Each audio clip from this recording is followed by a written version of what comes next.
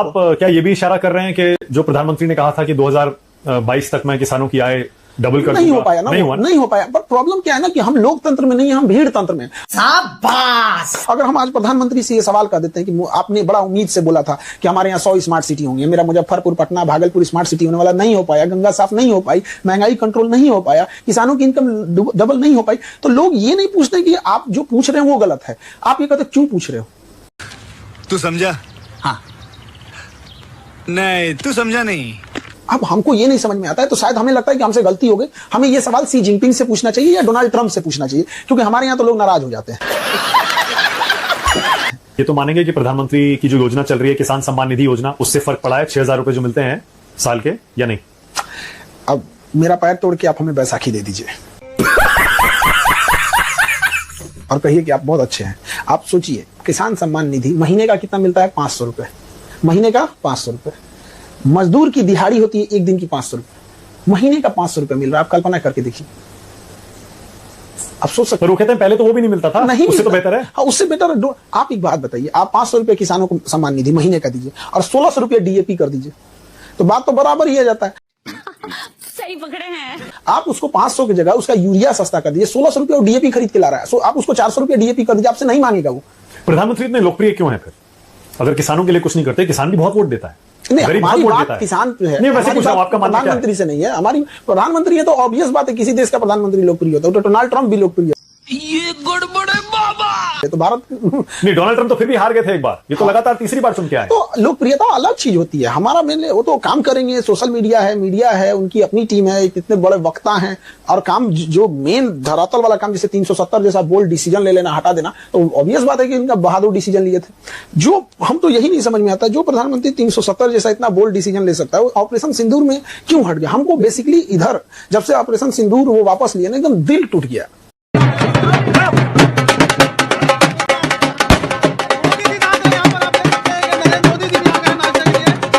मतलब नहीं होता है कि मतलब कोई छाती पे लात रख दिया, वहां पे क्या जरूरत थी इनको ऑपरेशन? हमको व्यक्तिगत रूप से हम बता रहे हैं, हमको सबसे ज्यादा हम आहत हैं पूरे उनके 3 कार्यकाल में। हमको एक चीज से सबसे ज्यादा शिकायत है, तो ऑपरेशन सिंदूर में वो पीछे क्यों हटे? इंदिरा गांधी एक लेडीज थी ना, 7वां बेड़ा लेके अमेरिका परमाणु बम मारने आया था ना, और बोला भी था हम 7वां बेड़ा लेके आ गए, वो हटी थी। जबकि परमाणु बम लेके आ गया था, अमेरिका लेके आया था, आज तो कोई ऐसा नहीं लेके आया। पाकिस्तान के पास तो आज अपना परमाणु बम है ना, तो हमारे पास नहीं है। इसका मतलब ये हुआ हम कभी नहीं लड़ सकते। अब हम क्या बोलेंगे? क्या कमी थी जो आप पीछे हट गए? और अगर वॉर हो जाती, न्यूक्लियर वॉर हो जाती, तो ऑब्वियस बात है, आप तो परमाणु हथियार रखे क्यों है? स्वाभिमान से साथ जिंदगी जीना है, स्वाभिमान खत्म होना, ऐसी जिंदगी को जूती पे रखते हैं लोग। शाबाश, जलवा है हमारा, नहीं चाहिए ऐसी जिंदगी। और बिहार में जो वोटर लिस्ट को लेकर हंगामा हो रहा है, खान सर की, उस पर कोई राय है? अभी तो 2003 के बाद फिर से एक बार वो इंस्पेक्शन हो रहा है, डोर टू डोर इंस्पेक्शन। उसके बाद 2003 की लिस्ट में जो नाम थे वो सेफ हैं, उसके बाद जितने नाम जुड़े हैं उनको कोई ना कोई कागजात दिखाने पड़ेंगे, या तो अपने देने पड़ेंगे या पिता माता के देने पड़ेंगे। ज्यादातर लोगों के पास अपने कागजात हैं और वो दिखा भी देंगे, और जो नहीं रहेगा तो भाई अपना इलेक्शन कमीशन अपना एक बोर्ड गठित करेगा जहां वो दिखाएंगे। अमूमन देखिए क्या होता है ना कि जो तो कह रहे हैं एनआरसी, विपक्षी कह रहे हैं कि एनआरसी ला रहे हैं बैकडोर से। देखिए एनआरसी में जिनके पास पैसा है, जिनके पास चतुर हैं, वो कैसे फर्जी बना लेंगे। आप इस चीज को समझिए, पीसेगा तो गरीब। बात तो सही है। जो बांग्लादेशी एंट्री किए हैं, हम आपसे बार बार कर रहे हैं, जो बांग्लादेशी एंट्री किए हैं वो इतने सातिर और इतने चतुर है ना कि वो अपना डॉक्यूमेंट बना के रखे होंगे। पीसेगा गरीब इंसान, जो झुग्गी झुपड़ी रहने वाला है, रेलवे स्टेशन के बाहर कोई रह रहा है, कोई कहीं रह रहा है, वो बेचारा आप पटना जाइए, गांधी मैदान डिवाइडर के बाहर लोग सोए होंगे लोग, तो गरीब पीस जाता है, दिक्कत ही आता है। और दूसरा जो चोर होते हैं, जैसे जो बांग्लादेशी हैं, जो रोहिंग्या है, बहुत सातिर है, उन्हें पता है कि हम दूसरे देश में एंट्री किए हैं, इसलिए हमको पेपर वर्क से मजबूत रहना है। क्या बात है सर, क्या बात है सर, क्या बात, ये बात है। और जो यहाँ के लोग हैं, अरे चलो ना, चलते रहता है, हमारा ही देश है। यानी आपको लग रहा है कि इसकी कोई जरूरत नहीं थी? वैसे नहीं, जो जरूरत है, जो फर्जी है, बांग्लादेशी है, रोहिंग्या, इनको वापस भेजना चाहिए, लेकिन पकड़ के तो भेजिए। पकड़ेंगे कहां से? आपकी सिस्टम खराब थी, उसने आधार कार्ड, पैन कार्ड सब बना के रख लिया है। बहुत आसानी से बन जाता है। इंडिया में कुछ भी आसानी से बन जाता है। कुछ ना कुछ तो गड़बड़ जरूर है। हमारे यहाँ एक बच्चा पढ़ता था, उसको फीमेल कर दिया, उसको ना डॉक्यूमेंट में उसका फीमेल लिख दिया, और बेसरमी देखिए वो एग्जाम देने गया तो कह रहा है कि तो फीमेल है, तो कह रहा है कि सब मेरा है, गलती से फीमेल लिया था, एंट्री नहीं दिया उसको। एक टाइपिंग मिस्टेक से एक मेल फीमेल बन गया। वो सब कुछ दिखा रहा है, पैन, आधार, सब कुछ दिखा रहा है, बट जेंडर में क्या लिखा था? फीमेल, और उसको एग्जाम देने नहीं दिया। तो कहते हैं हमारी फॉरेन पॉलिसी एकदम फेल हो गई है, एक देश हमारे साथ ऑपरेशन सिंदूर में खड़ा नहीं हुआ, जो आसपास के हमारे पड़ोसी हैं वो भी हमारे साथ नहीं है। इसमें एक बड़ा योगदान, एक बड़ा हिस्सा सोशल मीडिया और मीडिया में चल रहे मुद्दों को भी हम कह सकते हैं कि अगल बगल में देश की छवि ऐसा बना दिया है कि देश कहां जा रहा है। यही नहीं, अभी और सुनिए।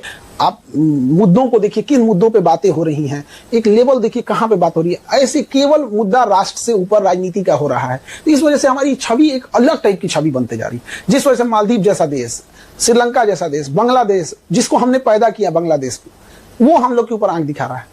तो हमारी जो छवि है ना विश्व गुरु की, या हमारी जो छवि थी वसुधैव कुटुंबकम की, हमारी छवि राइट विंग की ओर ज्यादा मिटती जा रही है। जो एक रीजन वाले देश में, खास करके जहां देश है, वहां पे क्या हो रहा है कि हमारा निगेटिव इंपैक्ट आ रहा है। हमारे इंडिया में से बहुत सारे लोग सिंगापुर नहीं गए होंगे, लेकिन उन्हें लगता होगा कि सिंगापुर बहुत अच्छा है। कैसे? क्योंकि उन्होंने मीडिया और इन सब चीजों से देखा है। तू समझा? हाँ, नहीं तू समझा नहीं। तो हम मीडिया से काफी प्रभावित होते हैं। अमेरिका कोई नहीं गया है ज्यादातर लोग, लेकिन देखते हैं कि अमेरिका बहुत अच्छा है। उसी तरह से हमारे देश के बारे में पता करने से पहले लोग भी मीडिया देखते होंगे। तो इंडिया से कैसे लेवल की डिस्कस होता होगा, क्या दिखता होगा, उन्हें ये दिखता होगा यार ये सब तो केवल पॉलिटिक्स करता है, सब तुम्हारी पार्टी अच्छी कि मेरे, ये प्रधानमंत्री सही कि ये प्रधानमंत्री। अभी तक आप ये जाती कर रहे हैं मीडिया के साथ। सिर्फ मीडिया कैसे दोषी हो सकता है फॉरेन पॉलिसी के लिए? वो तो सरकार उसके लिए जिम्मेदार, विपक्षी दल जिम्मेदार, जो लोग इस पर बहस करते और करवाते हैं। इंटरनेशनल लेवल पर डिस्कस करने के लिए किस लेवल के लोगों को बुला के लाते हैं लोग? जो मीडिया में बहस करने आते हैं, सो चाट मुर्गा जो लड़ाया जाता है, किस लेवल के रहते हैं लोग, जिनको बिम्स्टेक में कितने देश हैं ये पता नहीं है, आसियान और सार्क में अंतर नहीं पता चल पाता है, संघाई कॉर्पोरेशन और नाटो में अंतर नहीं समझ पाता है। और मीडिया में आके और वो चार आदमी बोलते हैं कि हमारी पार्टी में ये था, हमारी पार्टी में ये था। कोई कहेगा कि इंदिरा गांधी इतनी बहादुर थी, तो कोई कहेगा मोदी जी इतनी बहादुर थी। यही देखने के लिए आदमी बैठा है। देश कहां जा रहा है? कहीं ना कहीं जिम्मेदार तो है इस चीजों में। आपको लगता है ट्रंप ने ही सीजफायर कराया था? सबसे पहले ट्वीट उन्होंने किया था और ये बड़ा मुद्दा बन चुका है, क्योंकि आपने सीजफायर का जिक्र किया, इसीलिए पूछ रहा हूं। ये तो मुद्दा बहुत था। ट्रंप ऐसे भी बड़बोला आदमी है, कुछ भी बोल देता है। तो ट्रंप पे भरोसा करना बहुत बेवकूफी है। मोदी जी को करना क्या चाहिए कि ईरान और इजराइल वाले मैटर में और अमेरिका वाले मैटर में इन्हें ट्वीट करना चाहिए कि मैंने अमेरिका और ईरान का सीज फायर करा दिया यहां पर, बदला बराबर। ले ट्रंप तुम उधर करेगा तो हम इधर करते हैं। वो अमेरिका है, वो इसलिए कोई अमेरिका उनको कोई कौन नाराज करता है दुनिया में? कोई नाराज नहीं करता। इंदिरा गांधी नाराज की थी 1971 में, हमारे चौखट पे आके परमाणु बम लाया था, उसके नाक के नीचे हम लोग बांग्लादेश को बना दिया था। ऐसा नहीं है। क्या इंदिरा गांधी वाली कांग्रेस पार्टी आज भी जिंदा है? सब देखिए, इंदिरा गांधी की बात करें, आप कांग्रेस पार्टी को बीच में नहीं लाइए। देखिए, विपक्ष का एक हिस्सा है, लोकतंत्र का हिस्सा। मैं आपसे इसलिए पूछ रहा हूं, लोकतंत्र में सबसे इंपॉर्टेंट ये होता है कि विपक्ष कितना मजबूत है, और सबसे बड़ी विपक्षी पार्टी कांग्रेस पार्टी है। जलवा है हमारा। क्या आपको लगता है विपक्ष कमजोर इसीलिए हुआ है क्योंकि या तो वो सही मुद्दे नहीं उठा रहा है, या जनता की नब्ज नहीं पकड़ पा रहा है, और इसीलिए लगातार एक ही पार्टी, एक ही नेता जीतते जा रहे हैं? एक ही इंसान जीते तो उससे क्या खराबी है? बस ये है कि परफेक्टली काम करते रहे। बात तो सही है। झुक के रहना पड़ेगा मेरे आगे। अभी विपक्ष को तो मजबूत होना चाहिए। विपक्ष जाने अपना कैसे मजबूत होगा कैसे नहीं। पॉलिटिक्स में उतना हम बस एक चीज इतना जानते हैं कि जितना घटिया लेवल का इंडिया में पॉलिटिक्स है, 10-20 समझदार इंसान जिस दिन आ गए ना इस देश में, 10-20 समझदार इंसान, ये जितने नेता हैं समय, ये नोकिया मोबाइल की तरह गायब हो जाएंगे सब। फिर को कोई पूछेगा नहीं। फिर ये मुखिया के चुनाव में लड़ेंगे केंद्रीय मंत्री से हार के। ये हम बता रहे हैं आपको, जिस घटिया लेवल का ये लोग करते हैं, इन्हें कुछ अता पता ही नहीं रहता है। इनका पूरा मंत्रालय इनके एसीएस संभालते हैं, सब सेक्रेटरी। क्या बात है सर, क्या बात है सर, क्या बात, ये बात है।